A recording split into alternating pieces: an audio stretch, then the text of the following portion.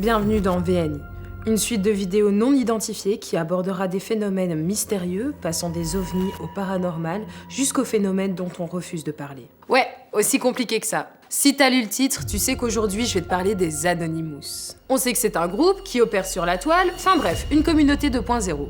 Militants et activistes pour la liberté d'expression, leurs actions démarrent toujours de la sphère du web. Ils restent tout de même mystérieux, bah ouais, ils portent bien leur nom, leur identité reste anonyme. La suite dans VNI. Nous allons lancer l'opération la plus importante jamais réalisée contre vous, attendez-vous à de très nombreuses cyberattaques.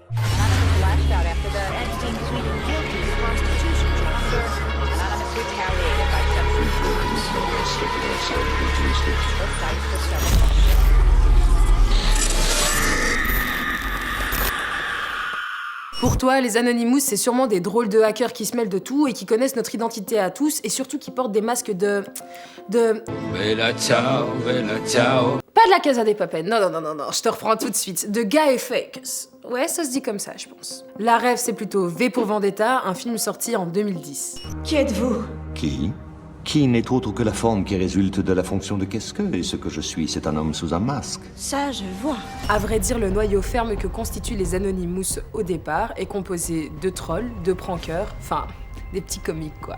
Et attends la suite. Ils se sont formés sur le site web 4chan, qui hébergeait des forums. Sur 4chan, il était possible d'envoyer des fichiers sans nom qui laissaient pour signature automatique le nom Anonymous. Et de là, plusieurs personnes du forum ont décidé de s'envoyer des photos à caractère weird, un petit peu comme celle-ci ou celle-ci. Alors le but, c'était de pouvoir accepter tout type d'humour et de pouvoir surtout s'y exprimer. Et c'est de là qu'on a vu naître nos premiers mèmes. La communauté se renforce autour de leur valeur commune qui est la liberté d'expression, et leur envie de faire payer leurs oppresseurs devient de plus en plus grande. Note que mis à part des attaques où ils livraient des pizzas chez leurs victimes en masse, ils étaient pas aussi organisés que maintenant niveau attaque quoi. Bon, après ça, tu te doutes bien qu'ils ont foutu le bordel. Le groupe s'est agrandi depuis le temps, on se situe alors en 2003, ils opèrent en bande organisée afin de rétablir l'ordre dans ce monde. Ils sont principalement définis comme militants et activistes pour la liberté d'expression, mais ça, je te l'ai déjà dit. Ils la défendent et prennent d'assaut toutes les personnes qui y sont vues comme une menace. Manifestations,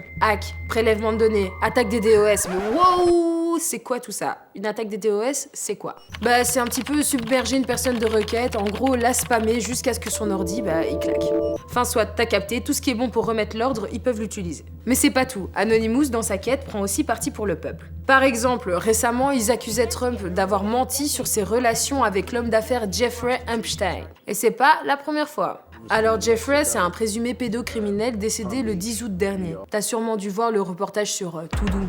Un homme aussi bien placé que Trump n'a pas le droit d'être associé à des personnes comme ça. Enfin, c'est le président, des criminels, on n'en fréquente pas.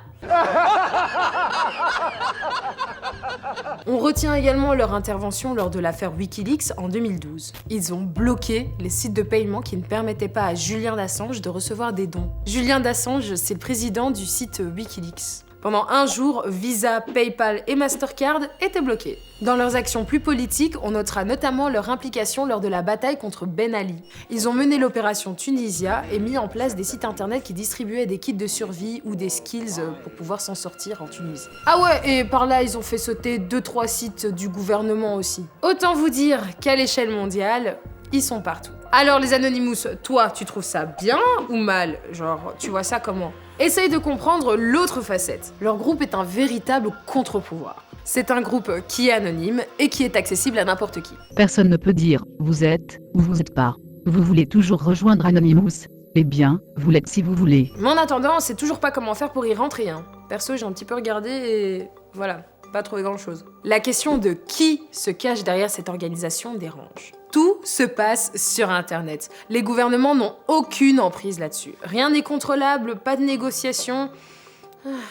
Et encore, c'est pas l'inquiétude principale. Le gros souci, c'est qu'ils peuvent révéler des données confidentielles au grand public, sur les personnalités ou encore des secrets d'État. Et leur activisme, excusez-moi, mais ça frôle l'illégalité. Non, en fait, c'est illégal. Mener des attaques des DOS et rien que pirater un site web pour en extraire le contenu, c'est illégal, les gars. Et toi, en écoutant tout ça, tu te dirais plus que les Anonymous sont des sauveurs ou des criminels? J'espère que t'en auras appris un petit peu plus sur les Anonymous, ma cloche. N'hésite pas à t'abonner ou laisser une trace de ton passage en commentaire. Pour ma part, on se retrouve dans une semaine. Bye bye!